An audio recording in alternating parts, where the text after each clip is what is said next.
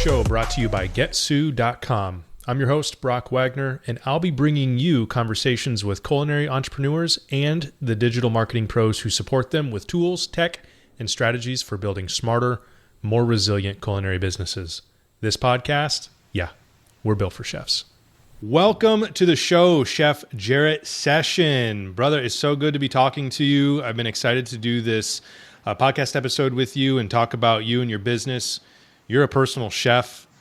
You're out here outside of Atlanta, Georgia, pretty near to me, and you own Southern Touch Chefs.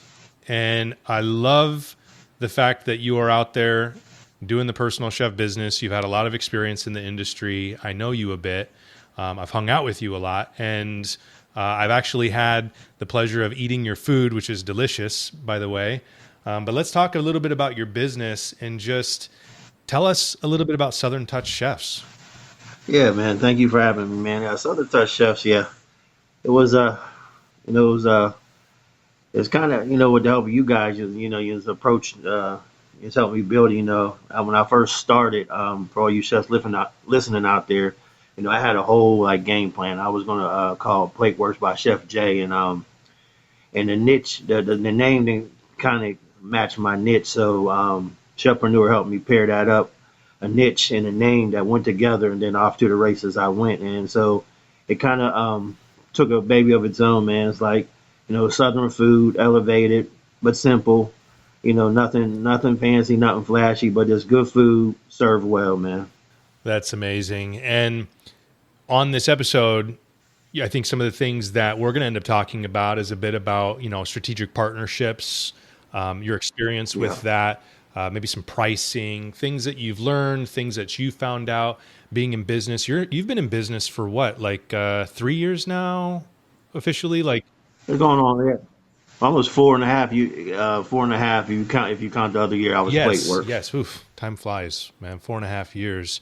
And you seem to have come such a long way in the personal chef business, and you seem to be doing fairly well for yourself. Tell me, I'm just curious, what have been some big milestones for you, having been in the personal chef business for yourself?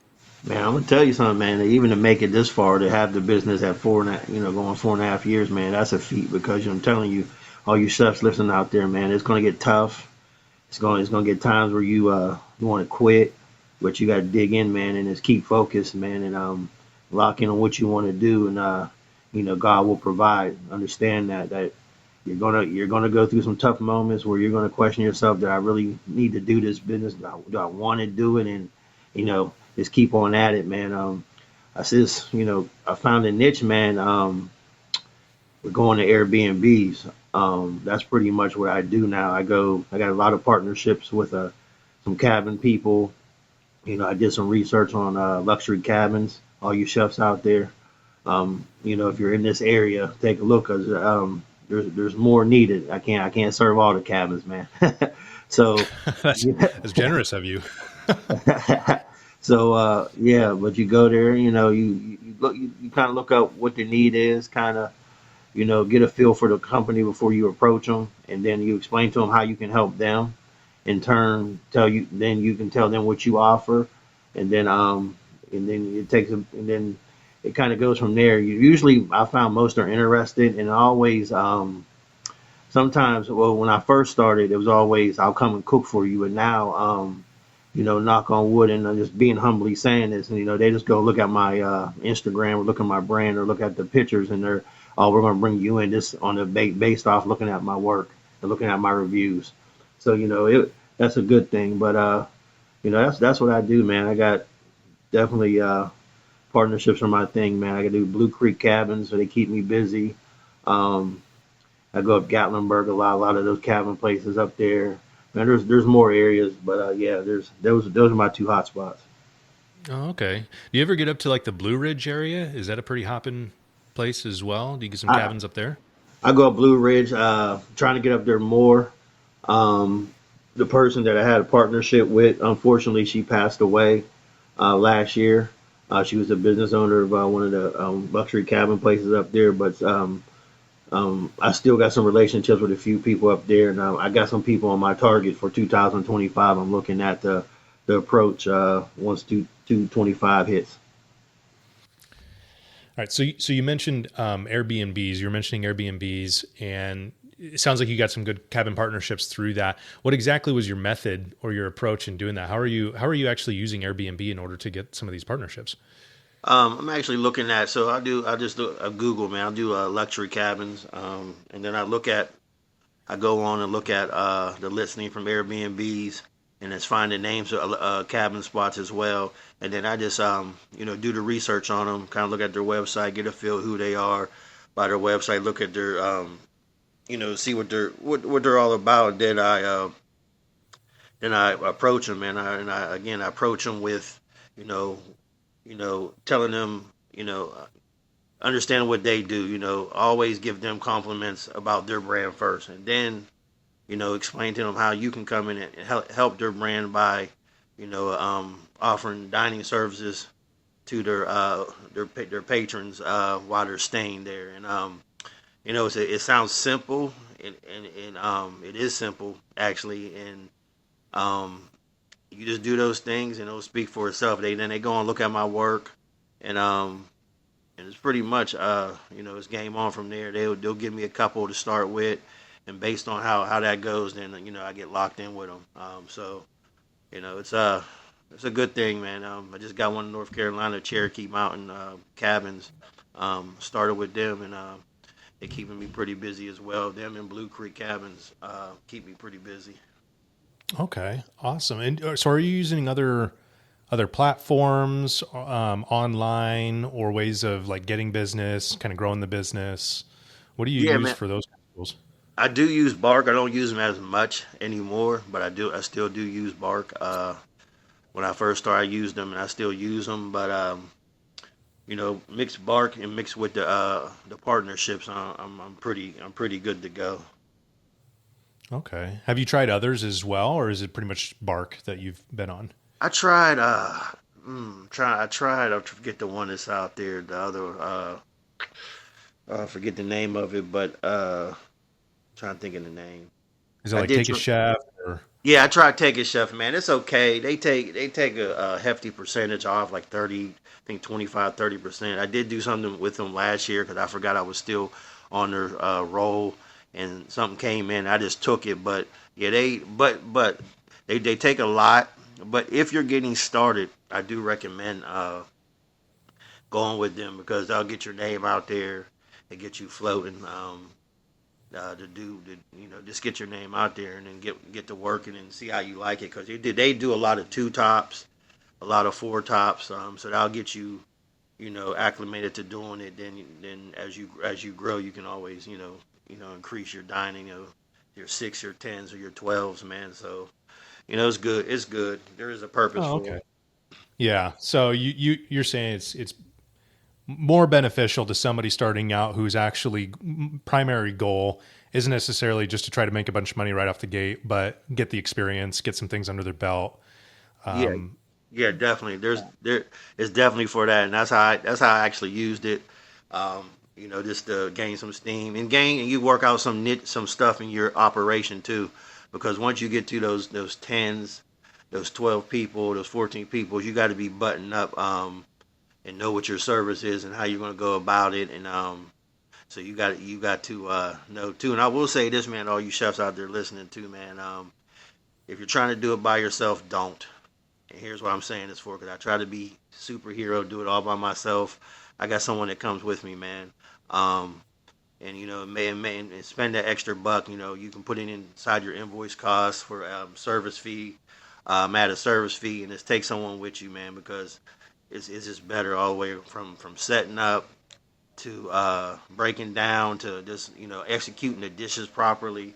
It just pays to have that person come with you if it's a large group like 10 or more, or even if you're just starting out, maybe like six or more. I would recommend bring a chef with you.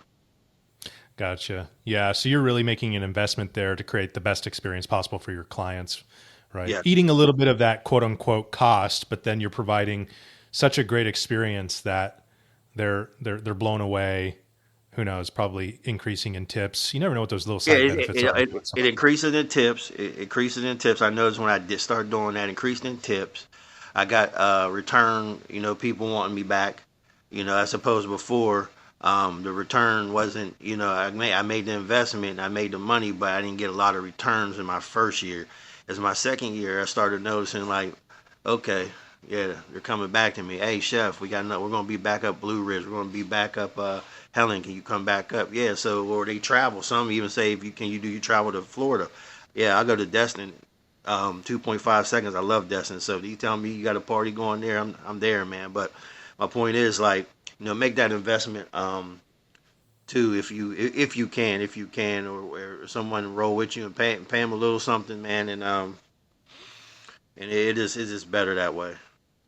Yeah, I think that's such an interesting thing as well that I think a lot of business owners, we all get caught into that is when we start off, I imagine we're just worried about like making more money than we're putting out, right? Yeah. Covering our costs, our expenses. But the fact that you've just highlighted that if you make a little investment, just some kind of investment in somebody in order to increase the experience, the perception of value in the client's minds from what you're saying, it goes so high, it pays for itself. And then you get those little side things. And honestly, you had to make that choice and you had to take that quote unquote risk because you didn't know necessarily right up front when you made that choice. It sounds like it is guaranteeing that they're going to come back or guaranteeing that your tip is going to be higher. Mm-hmm. But that's some of those little psychological, findings Yeah. that now you're deploying that. What you're saying is pretty much in every event that's, even nearing the line of what you'd be capable of handling all on your own. Yeah, yeah, it is. It's pretty cool because I got two people to help me. And the one person in particular, she helps me out with the events, and we do a lot of prep work there on site. And then she turns around and then she starts she does my social media too. So she starts doing that, bringing all the things she needs for that, and it's just cool, man. And when I got bigger parties, when I do a lot of weddings in the spring up in Gatlinburg, I take all three with me. It's just solid, man. You got to make that investment. And if you're wondering how to do that, I didn't do it at first. I did it. Chefs listening, you just add a service fee. So you got your price per person plus your estimated cost of grocery, and then I just went on and started a service fee at 15%, and usually that'll cover the person's you pay them out of that, and yeah, and so that's how it works. At least that's how I do it, and it's comfortable. Yeah. You can do the percentage how you want. I wouldn't go no more than 20 if I was, whoever's listening. 15 is kind of, rolling the dice. But I'm a little bit established, so that people, when they go on, okay, I'll pay 15 for that. The service speaks for itself, So Yeah. So speaking of investments and what is it you're doing in terms of providing the service and some of these aspects, what are some tools that you use in order to like manage your business? What do you find to be helpful in kind of keeping all these events in line? And, do you use Google? Do you use, yeah, how are you managing all that? I use Google. I use Canva. I use it for my menus, and I draft up the menus. I knew Microsoft Word. I draft up just invoice templates of that, but I got the templates from you guys. I just did my own on there and use some of the verbiage, changing it around. I use Microsoft Word. I have that on there with my logo. Use Microsoft Excel a lot to just look at different like spreadsheets and stuff. Like I pop in for like sales and just put stuff on there. My menus.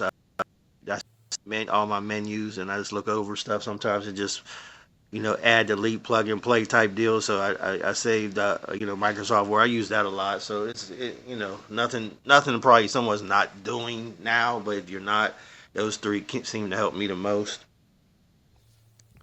Yeah, and have you As well, I use QuickBooks as well because there's a lot of chefs I come across getting into this and been doing this. Use QuickBooks. It's the best. It's the best if you don't. Even if you do it yourself, but it just seems to work efficient for me, and I just do it and just take it to my tax person. They handle it from there. Yeah. Yeah. QuickBooks has come a long way. I think I actually read something the other day about how when they first came out, it was a little, kind of basic and was missing some things. But today, people really do enjoy QuickBooks. And I think it does make it really easy for entrepreneurs in particular when you're running a Yeah. business like There's, this. I will say there's a lot of setting up on the back end, but not so much as it used to be. But once you get it set up, man, it's like, when you buy groceries, it goes to the proper category. So that you don't even have to go in there and itemize anymore. I remember when I was first doing, you had to go in there and itemize. Once you set it up, it already knows, boom, this is where it goes. Even if it sees gas, fuel, it's like it's pretty cut and dry. Right. I like using it. Yeah. What about social? How do you feel things are for personal chefs, for yourself in kind of the social media realm, being online? And you said you had a person that comes with you and kind of uses that content and puts it out there. What's Yeah, that experience yeah, been yeah. like? And if you don't have a person that can come, and she just happened to be helping me as Sue, and I found her off one of those staffing agency type deals. I'm not going to say the name on here, but then it'll be know I was poaching. But you go on one of the staffing agencies, and then you find who you like. Then I'm gonna say it on here, make them an offer outside of the deal. The offer is always better than what these staffing places charging anyway, so they'll most likely go. So, but that's how you find people. Honestly, I went through three of them before I found the one, and then asked her that she wanted to be willing to travel and everything. When we travel, and then one day we were just driving and never knew she did social media. That's like what she did for a living. And she's like, I can help you out. I can help you out. So that kind of just went in the direction of its own. So. Well, that's interesting. Well, you heard it here, some guerrilla tactics from Chef Jarrett, getting that help and then turning into somebody who does twice as much, and he's able to help you with the sous chef part, but then also the social media. So Yeah. have you felt like that's helped you with social? Have you, Yeah, you once know, she once once she came up, and again when I first started, I was making my own little videos, popping them those templates or whatever, and they were just cheap. I mean, the views weren't that great. Now since she's come aboard with me, and again I just started this. Keep in mind, y'all, so it ain't I haven't arrived at this. I just started this maybe the last 6 months. I said, man, I need to do better in social media because that's obviously where things are at. You're looking at these reels and it catches your eye. You're looking at something. And it's like then you're gonna click and do more. So once I seen her, she can do it, and I started looking at the views. I was like, man, I'm getting more eyes on me. Then I got like honestly, since she started with the social media and took it over, I got probably about three or four parties, but a lot of views, a lot of eyes on you, and so people are watching, man. This episode of Built for Chefs is powered by GetSous.com, the digital sous chef for your business. Whether it's streamlining bookings, managing contacts, or professionally invoicing, Sous is built to support culinary businesses on their path to growth. Start your free trial today by visiting GetSous.com. That's GETSOUS.com and experience the future of culinary business management. I mean, that's pretty good being able to get some bookings from that because social can be tough, Yeah. in terms of, the business is being a local business. You're really looking for clientele that's kind of in your area, and social media can be so broad and far reaching that sometimes it can be challenging for folks to, especially personal chefs to actually get some bookings from people who are local because they're Yeah. having people who are viewing Yeah. them from, 800 miles away. Yeah, and I will say this, chefs listening out there, start off slow too with the content because it can be over. Because again, it was kind of coming up with content, and I just thought I was one of those people who thought, okay, I do a party, then that's a content. But if if you got a period where parties are not it right there, you got to try to get some content in front of people. So do some simple recipes first. Don't do nothing crazy. Do like an appetizer or a salad or something to show them how you put it together. There's several applications online that can show you how to do that. And you just do that, and then put it out there, and then and kind of try to keep consistent. Maybe like 3 to 4 posts a week is pretty good. And that's where I'm at. Like right now, I'm probably like I think she got me like 2 or 3 posts a week, which is okay. 2025, I'm definitely going to do more content. So yeah, but that's the thing on the content. But it works, and I guess goes to my point. Chefs listening, make that investment. And there's even like apps out, companies out there that all you do is just send them your content, and they'll take it and run with it and post it for you. And the low is $20 a month. Some of these companies are out there. Okay. And have you tried some of those? Uh, Trying to think of the one, man. Oh, hold on, man. I want to look this up real quick, but I'm gonna keep talking. It's it was let me see here. But yeah, there's definitely some out there. Social media management. You plug it in Google. And there's one in particular, and it was they were okay. And then so they're scheduling content for you. You're just sending them a Yeah, bulk load of stuff, and then they're putting it up. yeah. What about like any kind of marketing strategies that you're doing other than like strategic partnerships? Anything that you find to be really impactful for your Yeah, business? get out in the community, man. Get out in the community, and get some and get look at stuff where you can get your name in front of people. Like, I do a lot. When early on, I did a lot of places that wanted vending, or they call vendors, and you just go in there, set up, pitch up a tent. Maybe it's just set up a tent, put some brochures out of yours, get some brochure made, some business cards, and just do like a quick bite of something, man, and no more than 2 ounces, and something simple where they can taste your brand. You can talk to them, and because a lot of people, even though it's bigger, personal chefs are huge. They still wonder what we do. They still wonder what we do, who we're serving, and how can they get to us. Okay, so you're finding that people in the community. I mean, I think that's great advice, and I think that sometimes what happens is we think with our business that unless we're getting in front of dozens of people or hundreds of people or thousands of people, that it's not really going to make much of a difference. It's not worth the time and the investment. But we can't forget some of these side benefits to doing something like that, where just the fact that we're out there in the community, we're interacting with people, it creates and stirs something inside of us to, Hmm. kind of pump us up, keep us encouraged. Again, like you said, get us interacting. But you're saying that you're still finding some people who are just confused, kind of around personal chefing. And I mean, Yeah, what's your take on, what's your perception of that? Do we feel like people are starting to get a little bit more familiar with it? they And what do you think helps to get them more like, oh yeah, I know what a personal chef is. Yeah, they know we exist, but they're still like, well, what does it actually do? Because here's they're like, do you do catering? Do you just come out and cook it? Do you drop it off? Like it is. So I guess there's a confusion about level of services what a personal chef do. If you ask someone, and I just talked to a woman yesterday. She reached out to me and she said, well, what is exactly do you do? She's like, I'm looking for, I got me and my husband. I want an anniversary. I said, oh, so you want two people? Okay, cool. I said, so, I do plated, you can do courses, 3, 4, 5, do it that way. I said, I do draw them back to where if this is their first experience, I only recommend maybe 3 courses, at tops, maybe 4 tops, if that, because kind of gets overwhelming for somebody who hadn't did that before. But and so a lot of them think it's just like almost more like a catering too. They think, oh, you just drop the food off, and no, no, no. So you explain it to them. This is what we do. Go through a menu, and I let all my customers customize the menu. Man, I just sit with them, and this is how I started. One, I asked them what are their two, give me 2 or 3 favorite restaurants. Then when they say it, what's your dish you like there? And then I ask them, dietary restriction, and based off of that, you can pretty much um, put together a good menu of what they like. And then from there, explain to them how it's going to go, and then we get the ball rolling, man.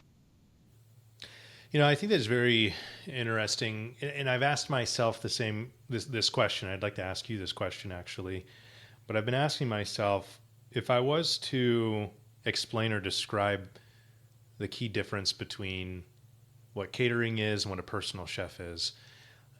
For the layman, for the everyday person who's kind of like clumping together well, if you bring food somewhere, whether you're dropping it off or you're setting up stations or, serving it, it's like it's catering. I mean, what would you say to that? How would you yourself as a chef and being a personal chef kind of like approach that, the difference between catering and personal chefing? Well, I tell them it's the level of service. It's simply that. So I do have the catering portion of some Southern Touch, and we do more things under the heat lamp. There's all the displays like you're seeing, with all these other chefs that are out here doing it. The guys like Coconut Cup and uh, um, Darn Good Chicken. Just seen a guy, Darn Good Chicken down in Houston. It's a catering guy, but I think the distinction is okay. What do we do? Well, the personal chef from catering, we go in and set up the table. I serve you each course, just like you're at a restaurant. So it's just basically like to describe it to them, restaurant service in your environment is brought to you. Okay, so it's the level of personalization is Yes. essentially. I love that. I think that that is a really. I was hoping to get something that was short and sweet because I'm like you could really go down a path with that and kind of describe all the differences. Mhm. But I think you really nailed it on the head there. The level of personalization. Catering is not quite that level. You can personalize in different, Yeah. in some ways of like what obviously what the food is and things like that. But it's such a higher level of personalization and customization for personal chefing, and I think that that's great. What do you think the future is of personal chefs? Like, where do you see this industry heading? It's gonna be big, man. If you can find a lane to get into, and I mean lane, find Airbnb, find some business owners that are going to need it, some realtors, luxury realtors. I found too that are more apt to go what we do versus the regular realtor world because they get a good better kickback off the luxury homes. But I think it's going to go. You can take it a lot of places, man, because a lot of more people. This is what the Airbnb owner told me. A lot of more people are getting away from those wedding and event centers and asking to come to the mountains to get married and renting a cabin. It's more and more prevalent these days. Even in someone I know close to me is getting ready to get married, and I'm going to do the food for the wedding, and they're going to an Airbnb with a few people to get away um, and get married, and it's cheaper. And it was one of the people from Blue Creek Cabins. When I was talking to I don't think he's the owner, but he's like the property manager. But he's saying more and more people are getting away, going into Airbnbs, luxury cabin places to do weddings, especially the ones in Gatlinburg. That's such a huge opportunity for anybody in this space is to recognize that we got to get outside of just our immediate little small circle and kind of the information that we know and start looking at the broader context of of trends, how people are consuming certain things, not just even the food. How are people, what is the what are the habits of people going to restaurants? What are the habits of people ordering food? What are the habits of people even booking personal chefs? But what are the habits of people in this case of doing their weddings, of celebrating birthdays, of doing their anniversaries? What are their habits? And therefore you're essentially you're ahead of the game already, chef, by knowing some of those details. You can speak to that. That's going to be a huge thing. I mean, that's really interesting to think about. Yeah, it definitely is, and when I started too, like you might start out. I'm just gonna say this: you're going to start out thinking you want to do one thing, but I guarantee you, you're going to end up doing, in terms of service, something different than you wanted to do. I didn't think I was going to do catering, but once I seen there was a need for it, well, I started buying heat lamps, cutting boards, all these display things, and here I am. But now I don't. I stay in my lane. I only do 50 or less, and 50 is pushing it. I really operate between 20 and 30. That's all those cabins fit anyway. When they get those big cabins, they got multiple rooms. They don't fit no more than 35. But they do brunches, weddings up there. They do a lot of organizations. they do work trips out there, and they do a lot of stuff too. So it's definitely out there. You gotta find them, and they come to you, and then some of them are on bark too, man. Some of these people I found on bark, as well as I said early on, and then you do your part of it, and they'll come back to you. I'm curious. Do you find yourself? Is there any kind of major differences with how you operate somewhat of the catering side compared to your personal chef side? Like, or do you keep things pretty much It's similar pretty with those numbers of 50 or it's pretty less? much similar in terms of the price per person. I will say the only thing difference for catering, estimated the cost of groceries. I tell my customers it's always going to go up because catering they tend to eat a little bit more when it's under the heat lamp and it presents a buffet style to them. I don't care if you explain them, you tell them it's not a buffet, it's just under there. They're still going to eat more, so you got to make provisions for that as opposed to like a plated or because someone wanted it was weird they wanted plated like the meals like I do plated because I and again I do from what I do plated and what I do catering some of the dishes are a little bit different and they wanted something they seen on my plated menu on catering and I was explaining to them you know it's going to cost a little more because you're going to eat a little more if I do it, put it catering, under the heat lamp or like at the, culinary display or whatever people want to call it, all these fancy names for, displaying the food. They're going to eat more. So it goes back to saying the cost of groceries only change for at least from my side and how I do it. And that's what I tell people when it seems to work. They understand it better when you tell them that way.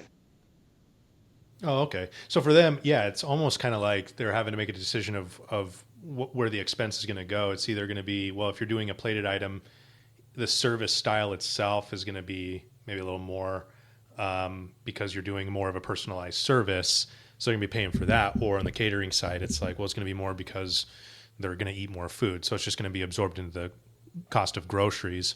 How do you estimate something like that in terms of like those larger events with catering compared to a smaller event?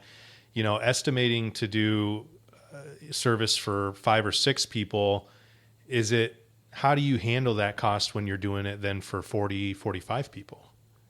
Um, when you're doing it for 45 people, it's almost um, you just have to you kind of got to be good in the numbers, man. You got to know and I'm gonna caution you, the chefs that are just getting into it and haven't been in the restaurant side of it, do not like overbuying, because sometimes the way you perceive to overbuy something can push you away from your competitor, because don't think that you're the only person giving them a quote, because you're not. So you got to understand how to buy, and if you understand what your yield is on what you're buying, and understand where to go get it as well for pricing, then you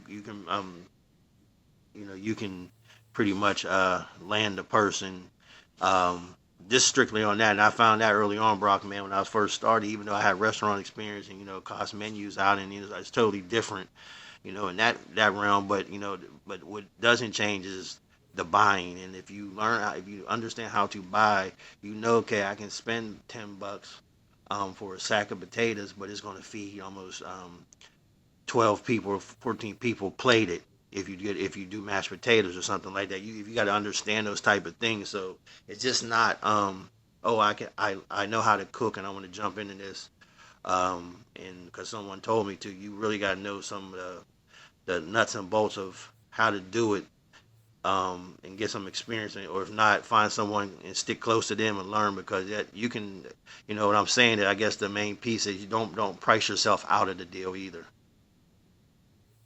Yeah. So what advice or resources would you recommend, to someone who's maybe starting to get into that realm where maybe they've done certain amount of kind of grocery estimating or costing, but then they have something coming up that's bigger and they haven't really done much of that, or maybe didn't have much experience in the industry when it comes to food costing. Any advice or recommendations or resources that you would point them to for kind of those larger pricing methods? It's real simple for me, man.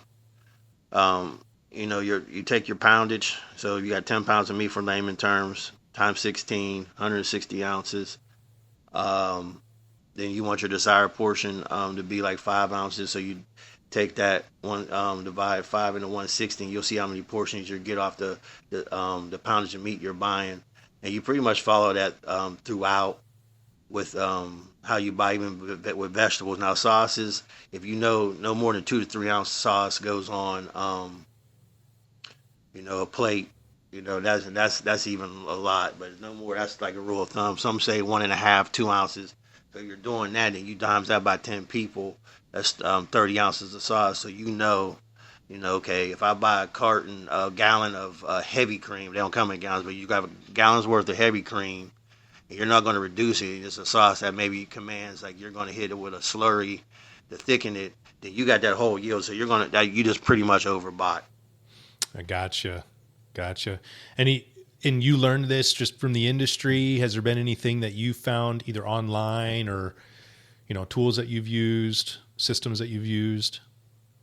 It's for me. It was all industry. Just doing that and learning. Just how to. But there's and I can't think right off the bat what I use. It's like food for 50 or something like that. That's where I learned it. It's an old,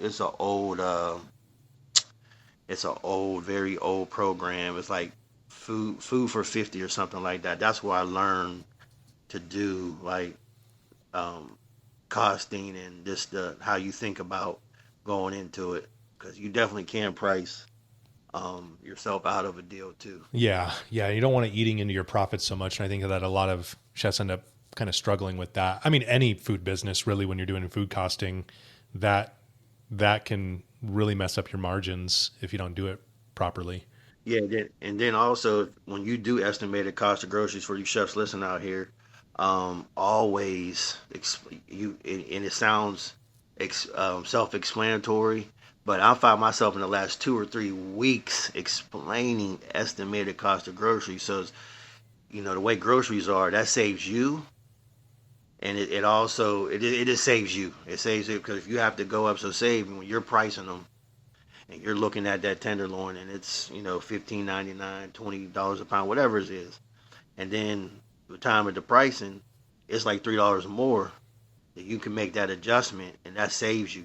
Because if you lock them into a price, you're locked in, and you're gonna lose some money. So and you got to explain to them like, hey, the way of the groceries are and the way things are in the economy. This is what it is. So it might, and you put a value on it too. Like it's gonna be no more than $200 to maybe $300 or whatever it is. Once you do it, you've been doing it long enough, you'll know. But okay, it's probably gonna be $100 more. But preparing for that, because a lot of them think when you quote them that price and they go with you, and then when there's time you do the final payment and it's a little bit more, they're like, oh, wait a minute. So you really got to explain that to them. Yeah. Yeah. When you're passing the grocery cost on, there's the pros and cons of it, but it's also their food, right? It's right. They keep it, they get it. It gives, settles the headache for you having to figure out, how much that's going to take out of your pocket, and then also the taxes and all of that. So that's really good advice. And that's the beauty of the personal chef business versus some others, is the ability to do it that way a little more. So, I'll tell you how I did it too, man. Like in terms of when you guys starting out or people doing this or whatever. So you find some good markets around you, man. Take a notepad and just walk around and jot down their prices. Boom, boom, boom. And usually you can talk to the produce guy. He told me when I go to Buford Farmers Market, the prices don't change. They change more from average of 50% to $1.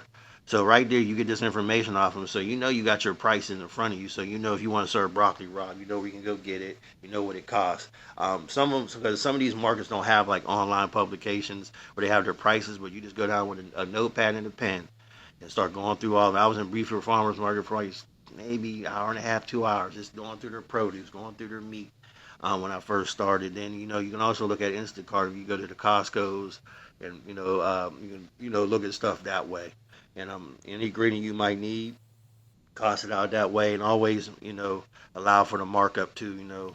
But that's how I did it, and it works for me. That's really, really interesting. And what it makes me think of, just in terms of technology in the industry, is that we're getting real close to a place in technology where a lot of that stuff is going to be available online. With AI being able to scour that Yeah. information in detail, and any platforms that we end up using for our businesses, if it can gather the data in a meaningful way and then provide it back and go, hey, in your area, based on these businesses and what they've done recently, here's the average Mhm. price for this, and then it just could end up helping you. I think that would be a really great thing to have, is something to help you estimate your grocery costs based off of real data, right? That's Yeah, collected and definitely. and cataloged, in different areas. So, and we're Definitely. we're nearing there. Also be prepared too when you're doing this. They might come to you, but I can't afford that. Always have in your mind you want to get to sell. You're a salesman. It's your business. Ultimately, you want to sell. So have like another, protein in mind. So they say, hey, well, the fillet's too much. Okay, hey, I can do a strip steak. I can do ribeye. I mean, always know at least two or three replacement items if that doesn't agree with your first initial quoted menu. Yeah. Yeah. 100%. And if you know a little bit about them right from the conversation, and you know what the event's for, maybe a little bit about them or their guests, you probably have a little bit of ammo in your back pocket to kind of like, go, oh, well, based on your event, it sounds like it's a really fresh kind of thing. Like maybe a good salmon would be good, or, something that might not be. Yeah, and I'm gonna and also like when you're starting out, so you got all these people now. When I first started, I was just about okay, I'm just gonna cook for them, plate it, let them eat it. Okay, that's we're obviously not in those days. If you're looking at if you're following social media, most personal chefs do. If you're in the space, you're noticing the table settings, the linens, the customized menus printed out through Canva or however they print it out. You're noticing the level of little nuances of the stuff they're doing on the table. Like if you look at even sifting season, shout out to Chef Corey down there, man. If you look at him, like how he's leveled up, man. If you're just paying attention, like just the different things that's being done from even the plates, there's a lot of stuff you got to pay attention to. Even with these Airbnbs, I will tell you this much: a good percentage of them don't have the plate. You're gonna have to bring your own because they just have you might subject to go there. They have like bear paws on the plate. And as for our chefs, we like to work with a blank canvas, so that's not necessarily, you know, the thing. But yeah, just think about the nuances and how you're going to level up because everybody's that's doing it out here, they're pretty much doing it. They're past okay, the enigma or the oh I got a chef coming. Like they know about us and they were here. Now you got to separate yourself from the pack. So that's the attention to detail parts of it, the candles, everything. I didn't. I'm saying it because, and I'm saying this from experience. I didn't want to do all that stuff at first, but slowly I seen okay, you got to if you want to stay in with the big boys. Yeah, it's funny how it's just sounds like it's just those little things. It's all about the senses, not just the sense of taste, but the visual Yes. senses, the smells, all of it being combined outside of the food as well. Which that's got to be amazing. That's got to be amazing to feel. I mean, that's got to be so in a way kind of freeing in terms of creativity. And I mean, it's challenging, I'm sure, at times to you have to sit and think about what exactly you're going to do and be intentional. But then you get to express your creativity in so many different ways than just with the food.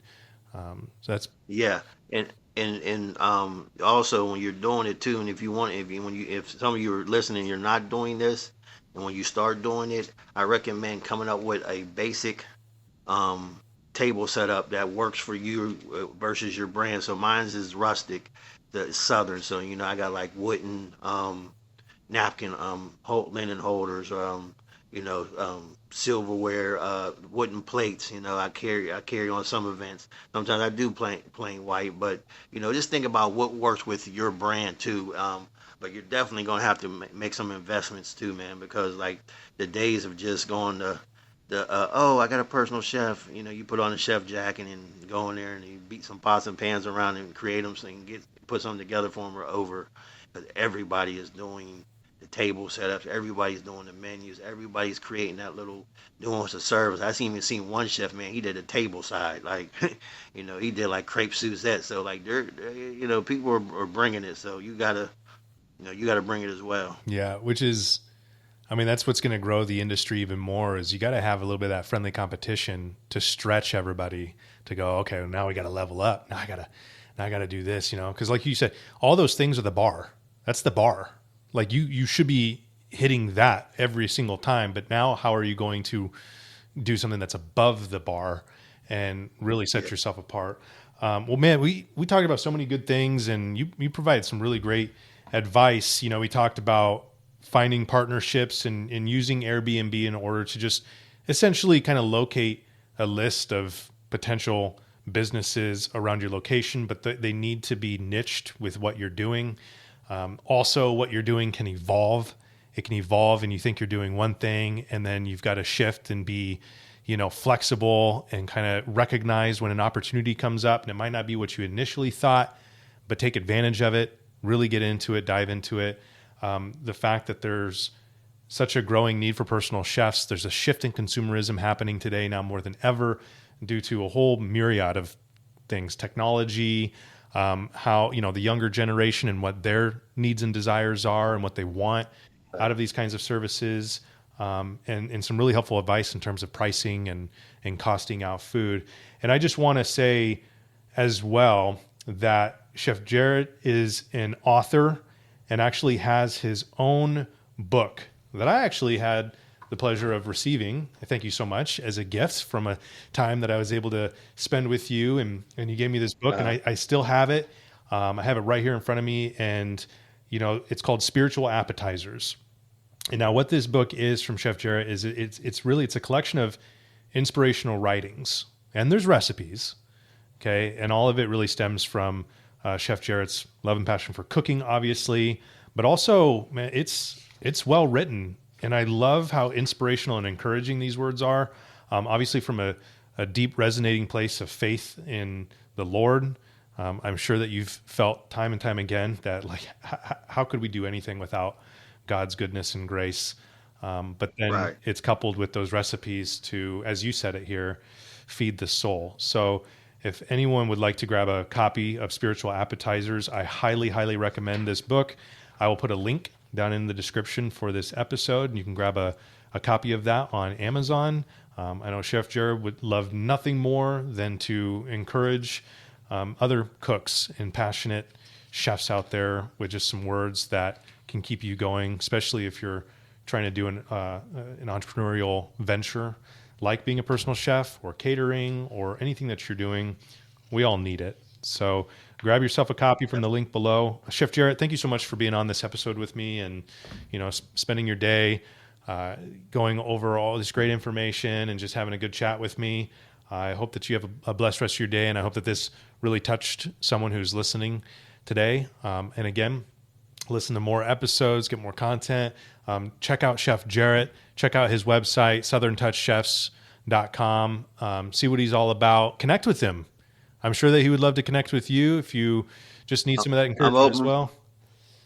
You chefs listen out there. I'm an open book, man. I had the pleasure of someone helping me, and his name is Chef Daniel Knight. Didn't know him before I met him in the Chefpreneur resort. I seen him come across my screen. He was on Facebook, and I said, man, this dude's doing it, man. Didn't know him. And he's still like this to this day, man. Anything you need or might want, he can help you out with it. I called him up, explained to him who I was. Chef Daniel talked for almost 30, 40 minutes to me, or someone he didn't even know, helping me out and and that's how he led me to Chefpreneur, and tell me what they were about and how they helped him and how he does things. And man, it just took a life of its own, man. So yeah, to say that, I'm an open book, man. So DM me. If I can help you out, I'm gonna help you out. Hey, thanks for tuning into the show Built for Chefs. Do you feel like you need to stay ahead of the curve? Then keep up on the latest tech, tools, and strategies in the culinary industry by subscribing to this podcast and join the conversation, because building a thriving food business takes more than just skill. It takes innovation and vision.